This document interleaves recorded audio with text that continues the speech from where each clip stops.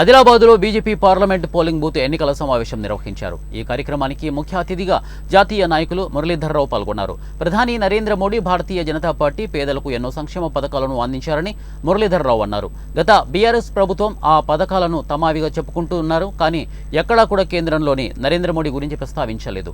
నేడు గ్రామాల్లోని రైతు వేదికలు, మోక్షధామాలు, కేటీఎం పథకాలే వీటిని ప్రజల్లోకి తీసుకువెళ్లాలని అన్నారు.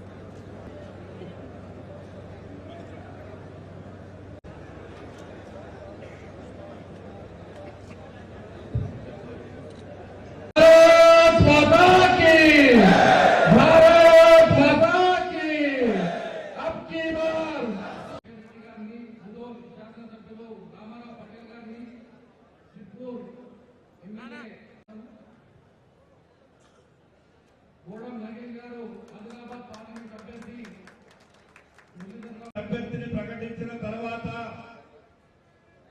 ఇప్పటికే ఆదిలాబాద్ పార్లమెంటు పరిధిలో గల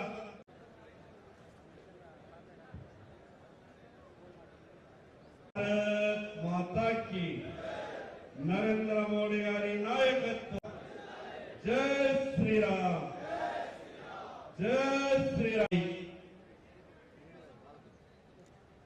పోలింగ్ బూత్ కార్యకర్తల అధ్యక్షులు, రాష్ట్రాలకు ముఖ్యమంత్రులుగా, పోలింగ్ బూత్ లో పరిధిలో మంత్రులుగా ఈ రోజు కార్యకర్తలకు అవకాశం ఇచ్చడం మన పార్టీ భారతీయ జనతా పార్టీ మాత్రమే.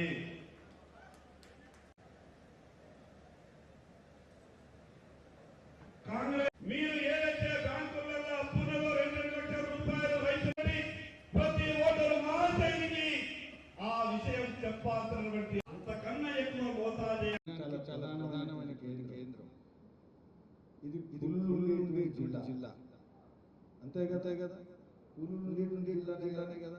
అందుకని అడవిలో పుల్లు అంటే మనం కూడా అడవిలో ఉంటాం.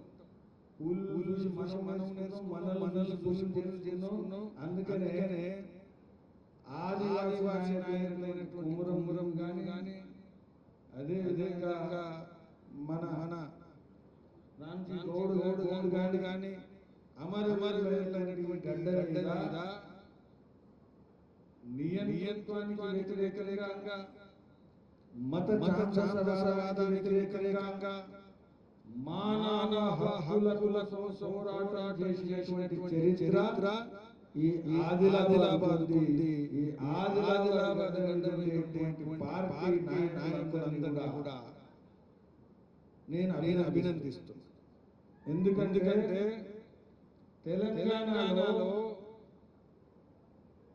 బీఆర్ఎస్ వ్యతిరేక ఉద్యమాలు పోరాటం చేస్తే రాజకీయాల్లో పట్టం బీజేపీ కట్టిన జిల్లా ఏదైనా ఉంటే అది ఆదిలాబాద్ జిల్లా. ఈరోజు తెలంగాణలో బీజేపీ శాసనసభ పక్షంలో 8 మంది సభ్యులు ఉంటే అందులో నలుగురు ఆదిలాబాద్ పాత జిల్లా అంటే 50% ఇక్కడ నుంచే పంపింది.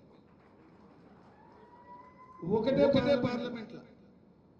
కాబట్టి మీరు అర్థం చేసుకోండి, 7 అసెంబ్లీ సీట్లు మన రాష్ట్రంలో ఒక పార్లమెంట్.